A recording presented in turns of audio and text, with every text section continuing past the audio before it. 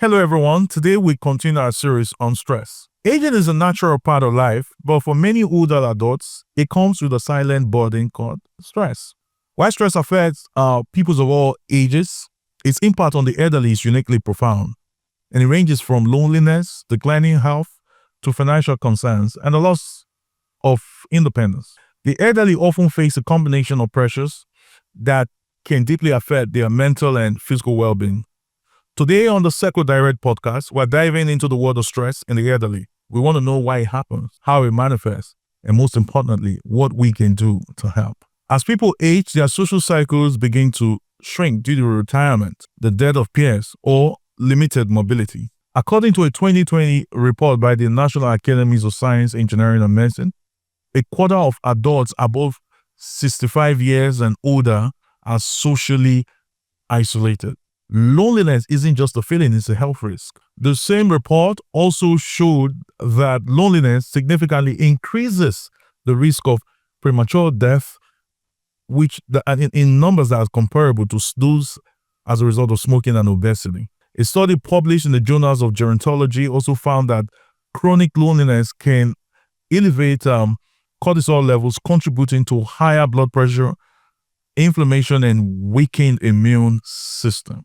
So what are the health challenges and chronic illnesses associated with stress? Older adults often face multiple conditions such as heart diseases, arthritis, and diabetes. Now, the stress of managing these conditions combined with pain, medication, and medication side effects and the frequent medical appointments can lead to anxiety and depression. Research published in the American Journal of Geriatric Psychiatry showed that elderly individuals with multiple chronic illnesses are more likely to experience persistent stress and are at higher risk of developing mood disorders. Another challenge includes financial concerns. After retirement, many seniors live on fixed incomes, which can be very stressful when dealing with the rising healthcare costs and many unexpected expenses. A study from the National Council on Aging found that over 25 million people in the US aged 60 plus are economically insecure. Imagine the situation in Nigeria. We don't have the data, but when we have a situation where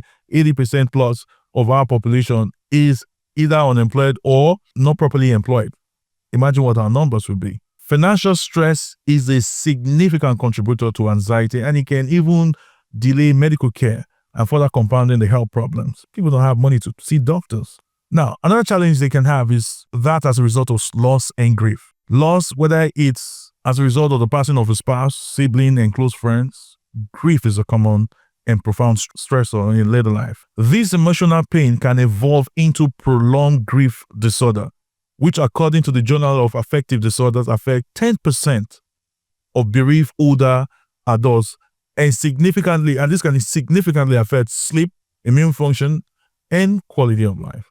Older adults don't always show stress in the same way younger people do. The symptoms most times are more physical, and it can include fatigue, headaches, digestive issues. Chronic stress in the elderly is also linked with cognitive decline and increased vulnerability to illnesses due to reduced immune function. The Journal of Aging and Health notes that prolonged stress can accelerate brain aging, impaired memory, and it can contribute to the neurodegenerative diseases like Alzheimer's.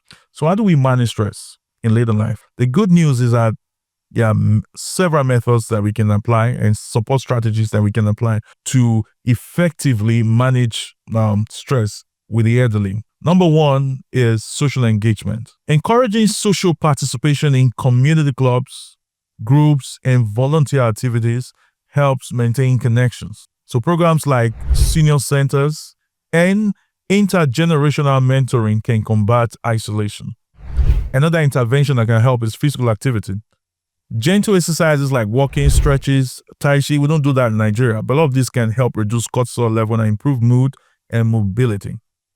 According to a study in the gerontologist, even as little as 30 minutes of moderate activity 3 times a week can significantly reduce stress in older adults. In my estate, I have a whole lot of older people in their 80s that come out every day.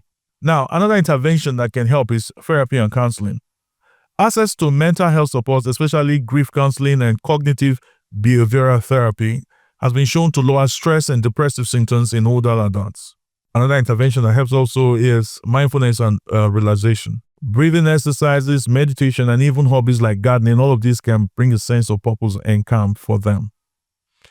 Now, mindfulness-based stress reduction has been found to be effective in reducing anxiety and depression in older adults. Support systems can also help, and it includes family, friends, caregivers, faith communities. All of these play vital roles.